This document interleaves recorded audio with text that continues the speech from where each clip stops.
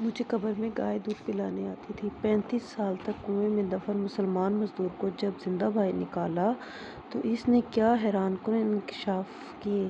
ایک شخص کہتا ہے، میری گاڑی کا ٹائر پنچر ہو گیا تو میں راستے میں آنے والی ٹائر ورک شاپ پر رک گیا۔ رات کے 10 بج چکے تھے۔ اس وقت ایک ہی لڑکا پنچر لگانے کے لیے موجود تھا۔ مجھ سے پہلے ایک ہی بندہ وہاں موجود تھا جس کی کار کا پنچر لگایا جا رہا تھا۔ میں اس دوران گاڑی سے اتر کر باہر کرسیوں پر بیٹھ گیا۔ پنچر کی دکان کا بوڑھا مالک وہاں پہلے سے بیٹھا حقہ پی رہا تھا۔ حقہ دیکھتے ہی میری طبیعت بے چین ہوئی اور بے تکلفی سے کہا، واہ انکل، مزہ آ گیا۔ میں نے اس حقے کو دیکھتے ہوئے کہا، کیا میں بھی ایک سوٹا لگا لوں؟ وہ ہنس کر بولا، ست بسم اللہ۔ اس نے حقہ میری طرف کر دیا اور میں نے پہلا ہی کش لگایا تھا کہ کھانسی کا دورہ پڑ گیا۔ پتر جی، حقہ پینا مردوں کا کام ہے، یہ کوئی سگریٹ نہیں ہے۔ حقے کے لیے پھیپھڑوں میں جان ہونی چاہیے۔ اب کون سی جان انکل؟ میں نے کہا تو وہ میری بات سمجھ گیا۔ واقعی پہلے والی خوراکیں اور ورزشیں کہاں رہیں پتر جی؟ وہ کم از کم 80 سال کے اوپر تھا۔ گھنی اور بھاری مونچھیں، سینہ چوڑا، بدن کسرتی تہمت باندھا ہوا اور بار بار ایک ہی لفظ بولتا، اللہ دی شاناں ویکھو۔ لگتا تھا یہ اس کا تقیہ کلام تھا۔ اس سے بے تکلفی شروع ہو گئی اور پرانا زمانہ یاد کرنے لگے، دیسی لوگوں کی دیسی باتیں۔ باتوں ہی باتوں میں اس نے مجھے ایک حیران کن واقعہ سنایا، انتہائی ناقابل یقین واقعہ جسے سن کر کوئی بھی یقین نہیں کرے گا۔ واقعہ اس کی زبانی ہی سنیں۔ میں اس وقت 10 سال کا تھا، سمجھ لو 70 سال پہلے کی بات ہے۔ میرے باپ دادا سرگودا کے رہنے والے تھے۔ رب دیاں شاناں ویکھو۔ میرے دادا جان کی عمر اس وقت 100 سال تھی جب اس نے مجھے یہ واقعہ سنایا تھا۔ واقعہ یہ تھا کہ اس علاقے کے زمینداروں نے اپنی زمین پر ایک کنواں کھودنے کے لیے مزدور بلائے جو کھیتوں میں کئی روز تک کنواں کھودتے رہے۔ کنواں کافی گہرا ہو گیا اور پانی نکلنے کے قریب تھا کہ اچانک ایک روز کنویں کی ایک جانب سے مٹی کھسک کر کنویں میں گر گئی اور ایک مزدور اس میں دب گیا۔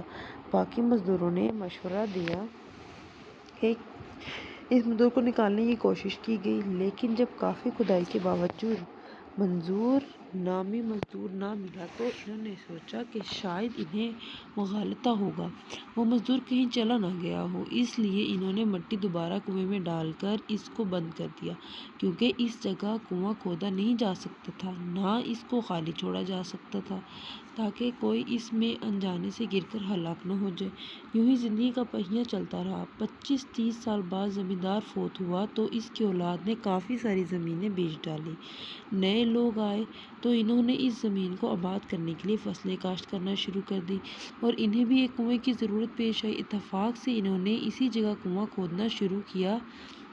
یہ وہی جگہ تھی جہاں پہلے کنواں کھودا جا چکا تھا اور وہیں ایک صحنیہ رونما ہوا تھا۔ مزدور جب کافی گہرائی تک کنواں کھود چکے تو اچانک انہیں دھوتی کا کپڑا ملا تو وہ حیران ہوئے کہ اس گہرائی میں یہ دھوتی کیسی؟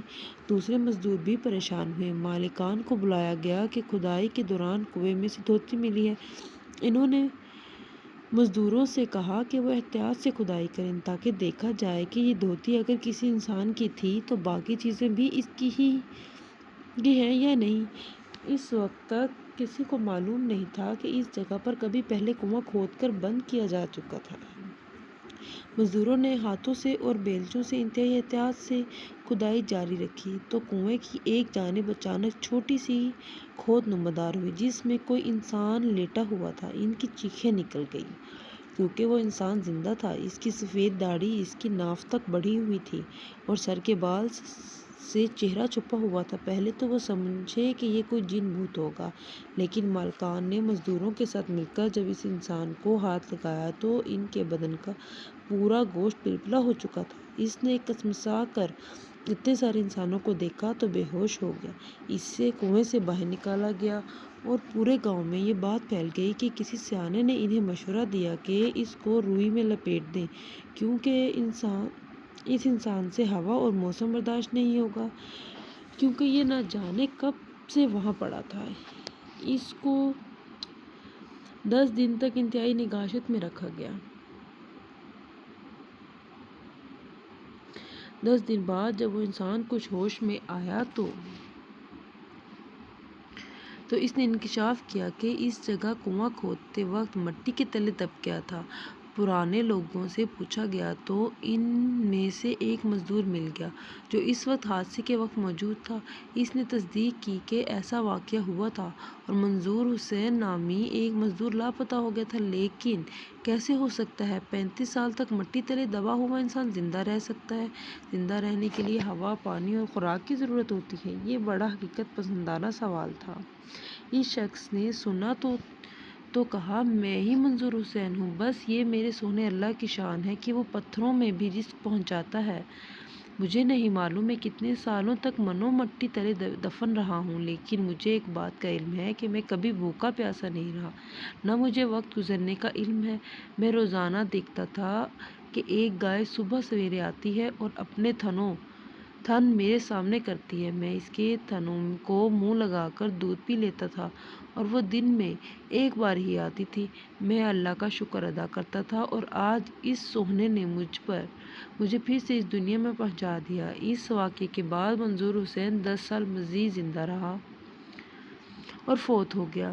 اس واقعے کو بیتے 150-200 سال ہو چکے ہیں، لیکن یہ واقعہ مجھے اللہ سونے کی شان کی یاد دلاتا ہے۔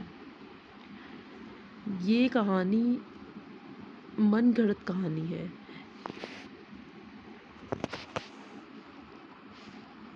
اگر آپ لوگوں کو میری سٹوریز پسند آتی ہیں تو میرے چینل کو سبسکرائب کریں، ویڈیوز کو لائک کریں اور کمنٹ میں بتائیں کہ آپ کو کہانی کیسی لگتی ہے۔